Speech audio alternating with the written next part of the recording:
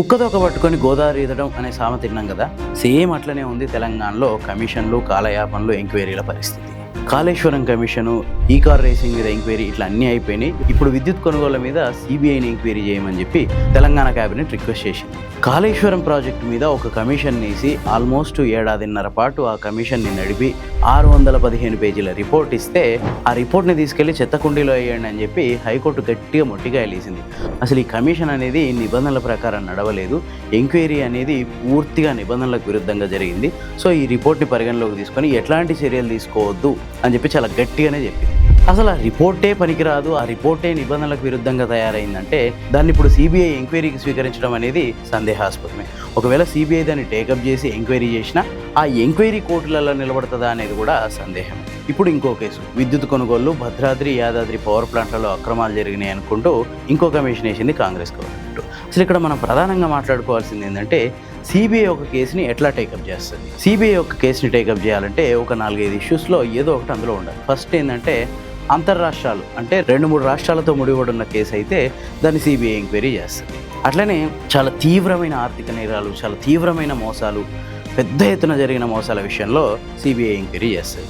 ఇకపోతే supreme court, high court ఏదైనా ఆదేశం ఇస్తే పలానా కేసుని ఎంక్వైరీ చేయండి, ఇది రాష్ట్ర పోలీసులు ఎంక్వైరీ చేయలేకపోతున్నారు అని ఆదేశిస్తే అప్పుడు సిబిఐ అందులో ఇన్వాల్వ్. ఇక కేంద్ర ప్రభుత్వం కూడా పలానా కేసుని మీరు టేకప్ చేయండి అని చెప్పి గైడ్ చేస్తే ఆ కేసును కూడా సిబిఐ తీసుకోవడానికి అవకాశం ఉంటుంది. ఇక రాష్ట్ర ప్రభుత్వాలు సిబిఐని ఏదైనా కేసు డీల్ చేయమని చెప్పి ఆదేశించడానికి అవకాశం ఉంటుంది అంటే లేదు. జస్ట్ ఒక రిక్వెస్ట్ చేయాలి, పలానా కేసుని మీరు టేకప్ చేయండి అని రిక్వెస్ట్ చేయాలి. ఆ రిక్వెస్ట్ని యాక్సెప్ట్ చేయాలా లేదా అనేది పూర్తిగా సిబిఐ ఇష్టం. ఒకవేళ ఆ రిక్వెస్ట్ని యాక్సెప్ట్ చేయాలన్నా కేంద్ర హోంశాఖ నోటిఫికేషన్ ఇవ్వాలి. సో కేంద్ర హోంశాఖ నోటిఫికేషన్ ఇస్తేనే సిబిఐ అనేది ఆ కేసుని టేకప్ చేస్తుంది. అంతకు మించి రాష్ట్ర ప్రభుత్వం రిక్వెస్ట్ చేసిందని ఇమీడియట్గా ఆ కేసుని టేకప్ చేసే అవసరం సిబిఐకి లేదు. అది చట్ట ప్రకారమే, దాంట్లో ఏమి సిబిఐని నిందించడానికి కూడా ఏం లేదు. ఎందుకు ఒకవేళ రిక్వెస్ట్ని యాక్సెప్ట్ చేయాలంటే ఏం చూస్తుంది ఆ కేసులో సిబిఐ అంటే ప్రాథమిక ఆధారాలు ఉండాలి.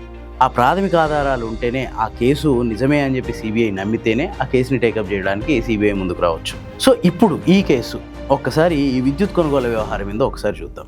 సబ్స్క్రైబ్ చేసుకోవడం మర్చిపోవద్దు. తెలంగాణ రాష్ట్రం ఏర్పడ్డ కొత్తలో తెలంగాణలో విద్యుత్ సమస్య అనేది చాలా తీవ్రంగా ఉంది. ప్రధానంగా తెలంగాణ పూర్తిగా కాలువల మీద కాకుండా బోర్ల, అంటే భూగర్భ జలాన్ని పైకి తీసుకొని వాటితో పంటలు పండించుకునే పరిస్థితి ఉండేది తెలంగాణ వచ్చిన కొత్తలో.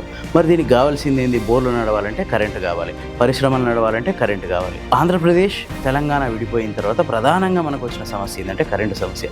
దీన్ని అధిగమించడం కోసం అప్పటి బీఆర్ఎస్ ప్రభుత్వం ఛత్తీస్గఢ్ నుంచి విపరీతంగా విద్యుత్ని కొనుగోలు చేసింది. దాంతోపాటు చాలా రకాల పవర్ ప్లాంట్లను ఏర్పాటు చేసింది. అందులో భద్రాద్రి, యాదాద్రి పవర్ ప్లాంట్ అని కూడా మొదలుపెట్టింది. సో ఈ 2 పవర్ ప్లాంట్లతో పాటు ఛత్తీస్గఢ్ నుంచి కొన్న విద్యుత్ కొనుగోళ్లలో అక్రమాలు జరిగినాయని ఆరోపిస్తూ కాంగ్రెస్ ప్రభుత్వం వచ్చిన వెంటనే ఒక కమిషన్ వేసింది. ఎప్పుడు 2024 మార్చి 14వ తారీఖున, అంటే కాంగ్రెస్ గవర్నమెంట్ అధికారంలోకి వచ్చిన 3 నెలల్లో జస్టిస్ బి నరసింహారెడ్డి అనే ఒక రిటైర్డ్ జడ్జి ఆధ్వర్యంలో ఈ విద్యుత్ కొనుగోళ్ల మీద అక్రమాలు జరిగినాయి అంటూ ఒక కమిషన్ వేసింది.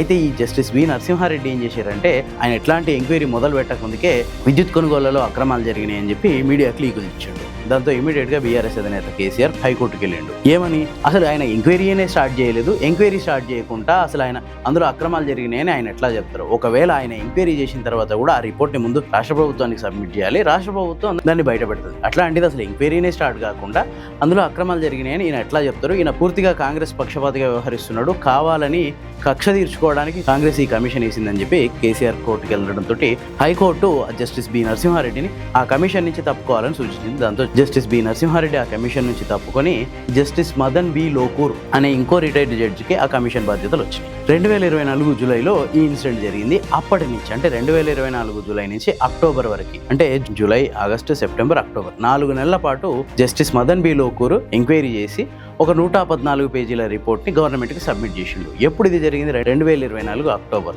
దీని మీద దగ్గర 4 నెలల పాటు ఎట్లాంటి స్టడీస్ అప్పుడు చేయలేదు కాంగ్రెస్ పార్టీ. కనీసం ఆ రిపోర్ట్లో ఏముంది అన్న విషయం కూడా బయట పెట్టలేదు. 2025 జనవరి 4వ తారీఖున జరిగిన క్యాబినెట్ మీటింగ్లో దీని మీద ఒక సమీక్ష చేసి ఈ మొత్తం రిపోర్ట్ మీద అడ్వకేట్ జనరల్ అభిప్రాయం తీసుకోవాలని చెప్పి అనుకుంది. ఆ తర్వాత అట్లనే అడ్వకేట్ జనరల్ అభిప్రాయం తీసుకుంది. కానీ దాన్ని ఇన్ని రోజులు పట్టించుకోలేదు. ఇప్పుడు 2025 జనవరి నుంచి 2026 మే 4వ తారీఖు దాకా దాన్ని పట్టించుకోలేదు.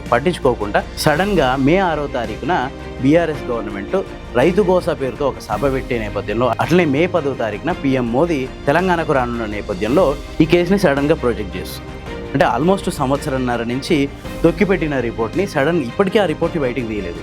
కేవలం ఆ రిపోర్ట్ ఆధారంగా సిబిఐ ఎంక్వైరీ చేయాలని చెప్పి కోరుతుంది. దానికి సంబంధించిన ప్రాసెస్ని స్టార్ట్ చేసింది. సేమ్ కాళేశ్వరం కమిషన్ రిపోర్ట్ మీద ఎట్లయితే ఎంక్వైరీ చేయాలని సిబిఐని కోరిందో, ఇప్పుడు సేమ్ విద్యుత్ కొనుగోళ్ల మీద కూడా అదే పరిస్థితి వచ్చింది. దీన్ని కూడా సిబిఐ పట్టించుకుంటుందా లేదా అనే విషయం వేచి చూడాల్సింది. అయితే సేమ్ ఇక్కడ ఇందాకనే మనం అనుకున్నాం కదా, హైకోర్టు సుప్రీంకోర్టు ఆర్డర్ వేస్తే లేదంటే కేంద్ర ప్రభుత్వం గైడ్ చేస్తే ఖచ్చితంగా ఆ కేసుని సిబిఐ టేకప్ చేయాలి. కానీ రాష్ట్ర ప్రభుత్వం రిక్వెస్ట్ చేసినప్పుడు మాత్రం అందులో ప్రాథమిక ఆధారాలు ఉన్నాయా లేదా అనే విషయాన్ని సిబిఐ పరిశీలిస్తుంది. ఉంటేనే ఆ కేసుని టేకప్ చేస్తుంది. ఇప్పుడు కాంగ్రెస్ ప్రభుత్వం ఇక్కడ పన్నే వ్యూహం ఏంటంటే, ఆ కేసుని సిబిఐ కనుక టేకప్ చేయలేదనుకోండి, ప్రాథమిక ఆధారాలు కూడా లేవు, అప్పుడు ఆటోమేటిక్గా ఒక నింద మోపొచ్చు. చూసిరా, బీఆర్ఎస్ బీజేపీ ఒకటే, అందుకే ఈ కేసుని సిబిఐ టేకప్ చేయట్లేదు అని చెప్పి ఆరోపించవచ్చు. ఇది సరైన టైం దానికి కూడా. ఏంటంటే మే 6వ తారీఖున బీఆర్ఎస్ రైతు కోసం సభ ఉంది. అట్లాగే మే 10వ తారీఖున ప్రధానమంత్రి మోదీ తెలంగాణకు వస్తున్నారు. ఈ నేపథ్యంలోనే వీళ్ళిద్దరిని ఇరుకున పెట్టడానికి ఈ కమిషన్ రిపోర్ట్ని అందులో ఏముందో కూడా చెప్పకుండా సిబిఐ ఎంక్వైరీకి రిక్వెస్ట్ చేసింది తెలంగాణ కాంగ్రెస్ గవర్నమెంట్. ఈ అనాలిసిస్ కనుక మీకు నచ్చితే లైక్ చేయండి, షేర్ చేయండి. ఇలాంటి మరిన్ని మంచి విశ్లేషణల కోసం ది ఫోర్త్ ఎస్టేట్ ఛానల్ని సబ్స్క్రైబ్ చేసుకోండి.